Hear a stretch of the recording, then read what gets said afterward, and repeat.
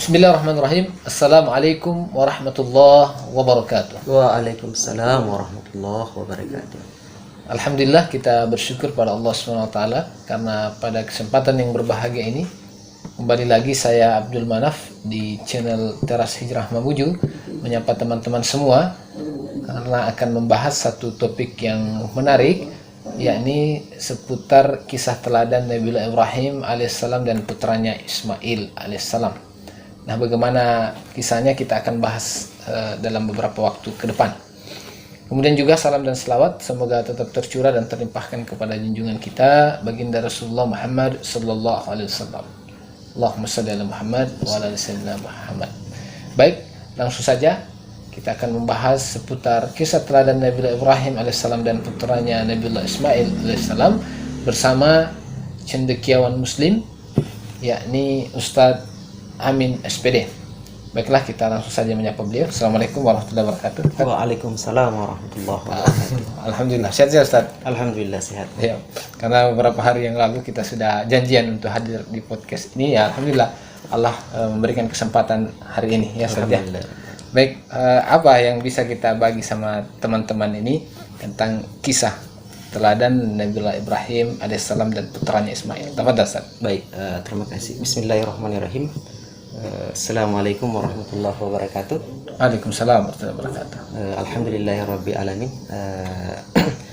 Wassalatu wassalamu ala Rasulillah wa ala alihi wa sahbihi wasallam. Kembali kita bersyukur kehadirat Allah Subhanahu wa taala atas nikmat yang luar biasa senantiasa diberikan kepada kita.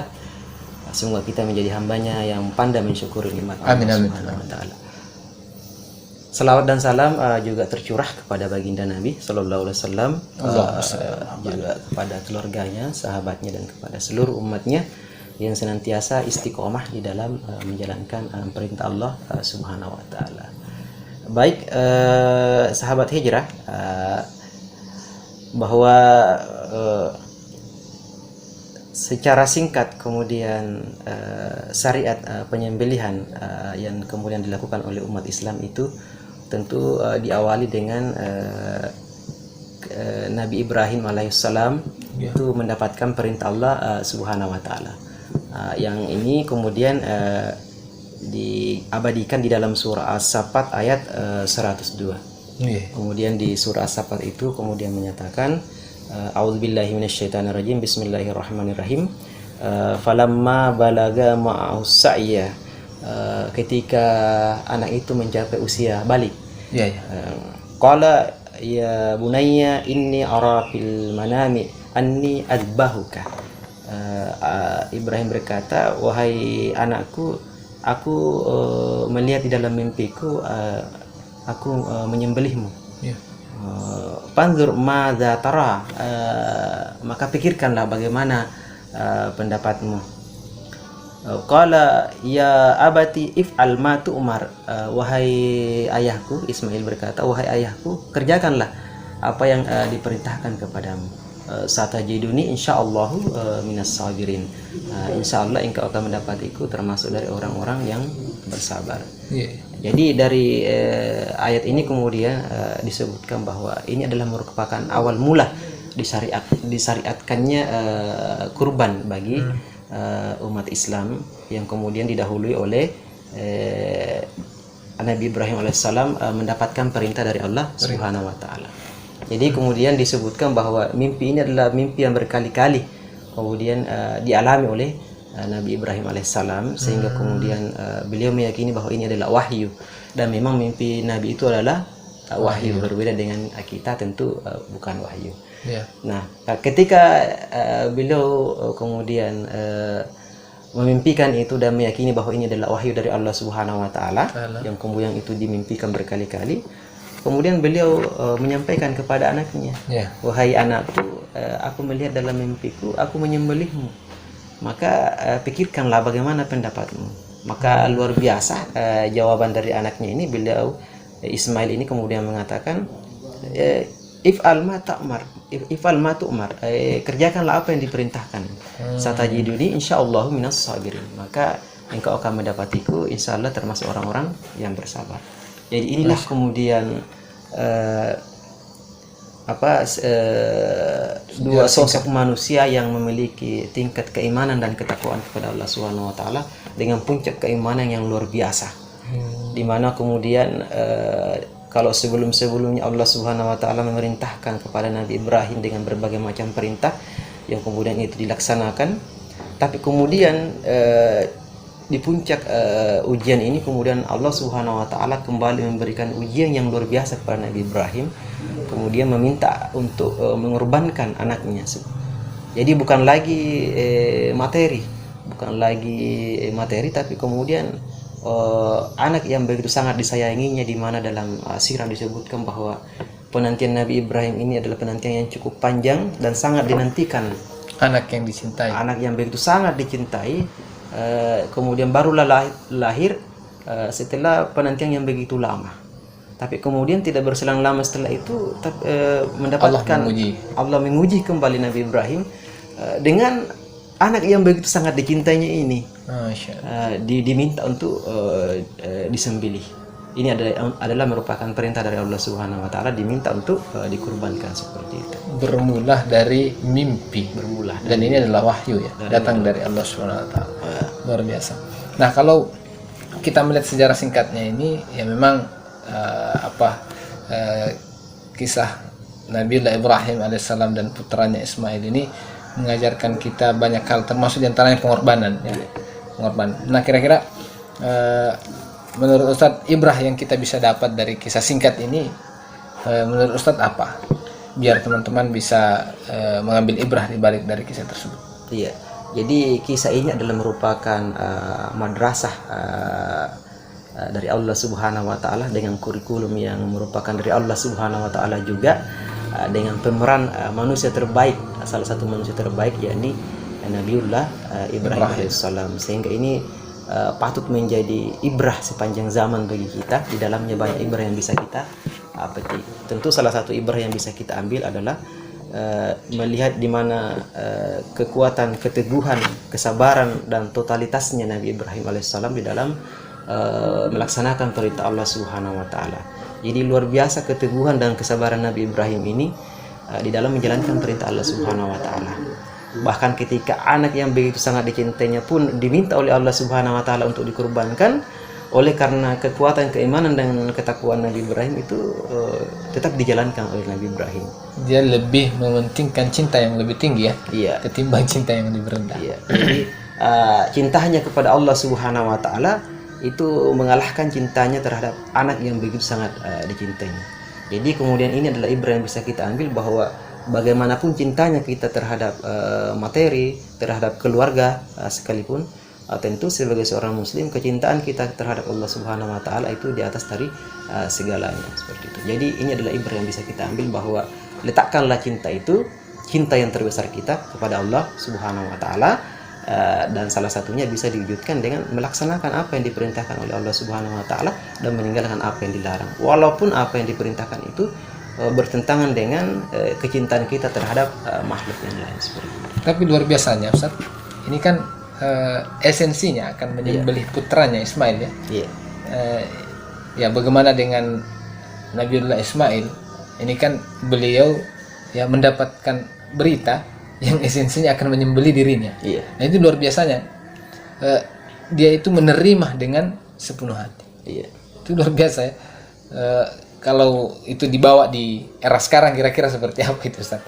Di era sekarang ini banyak kasus yang kita dapatkan, termasuk kemarin saya dapat informasi di Sampaga itu ada seorang anak yang justru menyembelih ayahnya. Ini terbalik. Apalagi kira-kira ini seorang anak yang juga mendapatkan kabar dari orang tua bahwa dia itu diperintahkan oleh Allah untuk menyembelihnya. Nah, ini kira-kira menurut Ustaz bagaimana seperti peristiwa itu dari Ismail sendiri? Jadi kalau saya melihat Nabiullah Ismail juga menunjukkan cintanya yang luar biasa, ketaatannya pada Allah SWT, walaupun ini perintah yang datang dari ayahnya sendiri. Ya. Selanjutnya Ustaz, contoh aplikasi atau apa yang bisa kita jadikan contoh untuk generasi umat saat ini dari kisah tersebut? Apa contoh-contoh yang bisa kita sampaikan kepada umat saat ini? Iya. Baik, contoh konkret bagaimana kemudian mengaplikasikan ibrah dari sirah Nabi Ibrahim ini alaihissalam. Sebagaimana kemudian kelanjutan dari sirah itu menyebutkan bahwa ternyata Nabi Ibrahim itu tidak jadi menyembelih anaknya. Iya, iya. Karena kemudian Allah Subhanahu wa taala telah melihat kesungguhan Nabi Ibrahim bahwa betul-betul memiliki keinginan yang bulat untuk menyembelih anaknya.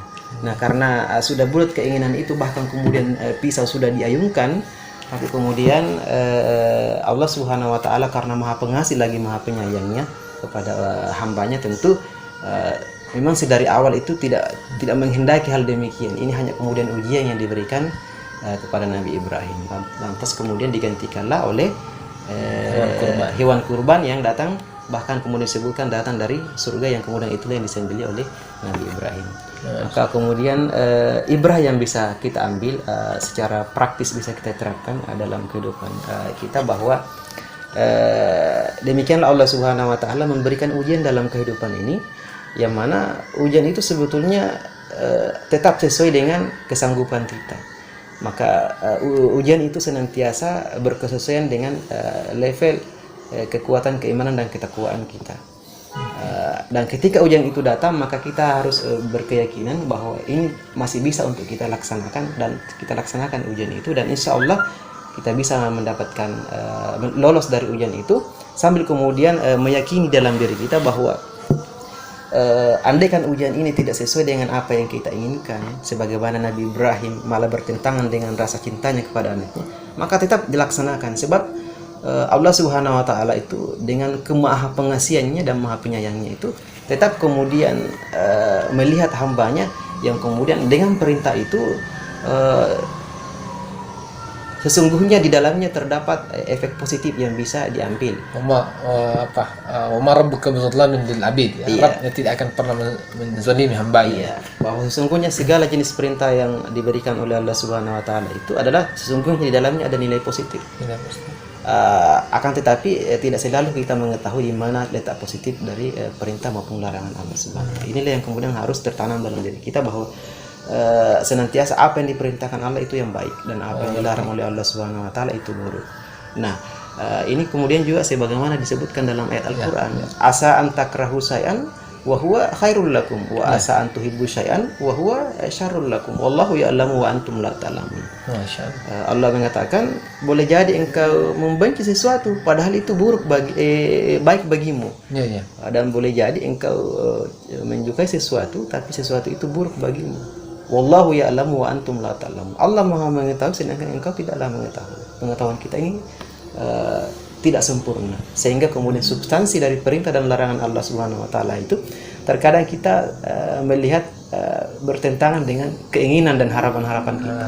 Kita melihat itu sesuatu yang terlihatnya zolim bagi manusia, ya. Seperti misalnya kasus yang tadi, yang Nabiullah Ismail alaihissalam itu disembelih. Ya, kalau pandangan manusia itu zalim, anak yang dinanti-nantikan, anak yang didamba-dambakan, Allah memerintahkan menyembelihnya. Tapi ternyata bukan itu. Ya, di sini kita diperlihatkan sikap sam'an wa ta'atan, ya. Sikap taat pada Allah Subhanahu wa taala itu lebih dikedepankan. Karena ini perintah yang datang dari Allah, ya. Betul-betul sekali. Ada lagi, Ustaz? Dalam kehidupan sehari-hari, maka secara praktis bisa kita terapkan bahwa contoh bagi sahabat pemuda hijrah, kemudian yang kebanyakan dari kita mungkin seorang pemuda yang dengan usia muda ini, salah satu ujian kita yakni bagaimana kecenderungan kita terhadap lawan jenis itu. Luar biasa dorongan itu. Betul. Luar biasa naluri. Dorongan itu. Ini kan naluri. Iya, ini adalah naluri dan ini fitrah. Dan kemudian Allah Subhanahu wa taala tidak melarangnya. Hanya kemudian Allah mengaturnya sehingga itu kemudian lebih teratur dan tidak menyebabkan agar disalurkan dengan cara yang baik. Dengan secara yang baik. Ini bisa kemudian kita secara praktis terapkan bahwa ujian kita bagi seorang pemuda yakni bagaimana kemudian kita melakukan interaksi itu secara Islami. Sehingga kemudian ketika di suatu waktu kita memiliki ketertarikan terhadap lawan jenis, maka bagaimana ketertarikan itu kita bingkai di dalam hukum-hukum Allah Subhanahu wa taala agar tetap sesuai dengan koridor yang Allah Subhanahu wa taala tetapkan. Masya Allah. Jadi saya mengambil kesimpulan, menarik kesimpulan bahwa dari kisah Nabi Ibrahim alaihissalam ini mengajarkan kepada kita betapapun ujian yang Allah berikan kepada kita, ya, kita tidak perlu kemudian merasa bahwa ini adalah merupakan hal yang tidak benar, tidak baik bagi kita. Padahal sesungguhnya itu adalah perkara yang baik. Ya, tergantung kita bersabar dan taat kalau itu adalah merupakan perintah yang datang dari Allah SWT, ya. Iya. Jadi diajarkan kepada kita ini sikap sam'an wa ta'atan, ya, sami'na wa ta'na, ya, kepada perintah Allah SWT. Karena Nabi Ibrahim ini walaupun ini akan menyembelih anaknya, tapi karena ini adalah perintah yang datang dari Allah, dia lebih memilih cintanya yang lebih tinggi, ya, cintanya kepada Allah ketimbang anaknya yang memang dia sudah damba-dambakan sejak dulu. Bahkan dia berdoa, Rabbi habli minas salihin, ya Rabbku berikan aku anak yang soleh, ya. Iya. Setelah diberikan tapi ternyata Allah perintahkan yang lain, masih diuji juga. Iya. Karena kecintaan ketaatannya pada Allah sehingga beliau kemudian lebih memilih untuk melakukan hal itu. Tapi wa ma rabbuka bizallamin lil abid, ya. Rabbu tidak akan pernah menzalimi hambanya. Dan akhirnya Allah memberikan, justru merubah itu. Tadinya anaknya Ismail justru diganti dengan sesembelihan hewan. Masya Allah, itu hikmah, ya, luar biasa. Dan ini juga pelajaran buat teman-teman semua, ya, kalau itu adalah merupakan perintah yang datang dari Allah SWT, ya, maka sikap kita adalah sam'an wa ta'at.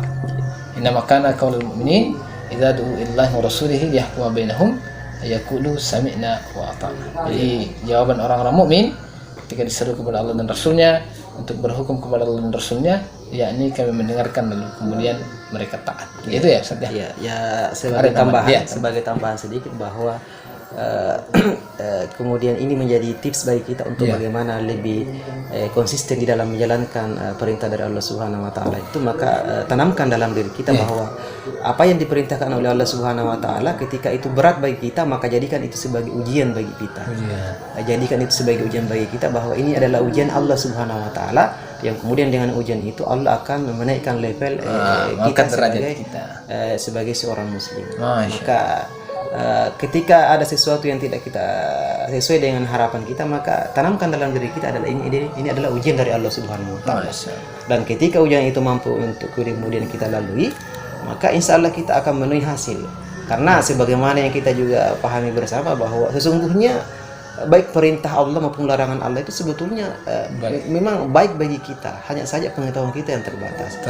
Iya, jadi tanamkan dalam diri kita bahwa ini adalah ujian. Yang kedua, bahwa selain kemudian ini adalah ujian yang menjadi wasilah untuk meningkatkan derajat keimanan kita, juga sesungguhnya ini adalah yang terbaik memang untuk kita lakukan. Seperti itu, ini yang terbaik untuk kita lakukan walaupun bertentangan dengan keinginan kita, karena memang pengetahuan kita terbatas terhadap substansi dari perintah dan larangan Allah. Ya, itu teman, ya, tips dari cendekiawan muslim Ustadz Amin SPD. Ya, terima kasih Ustadz, ya, atas waktunya yang sudah memberikan waktunya saat ini bisa berbagi kepada teman-teman semua. Yang mudah-mudahan kita bisa bertemu di lain waktu lagi. Ustadz jangan kapok-kapok untuk hadir di sini, ya, Ustadz. Luangkan waktunya kalau kami panggil lagi untuk bisa berbagi kepada teman-teman. Kira itu saja, Ustadz, ya. Terima kasih atas waktunya. Baik teman-teman, sampai di sini dulu bincang-bincang kita bersama Ustadz Amin SPD. Semoga kita bisa berjumpa lagi di podcast berikutnya. Kira demikian. Subhanakallah bihamdi, asyhadu an la ilaha illa anta, astaghfiruka wa atubu ilaik. Assalamualaikum warahmatullahi wabarakatuh. Waalaikumsalam warahmatullahi wabarakatuh.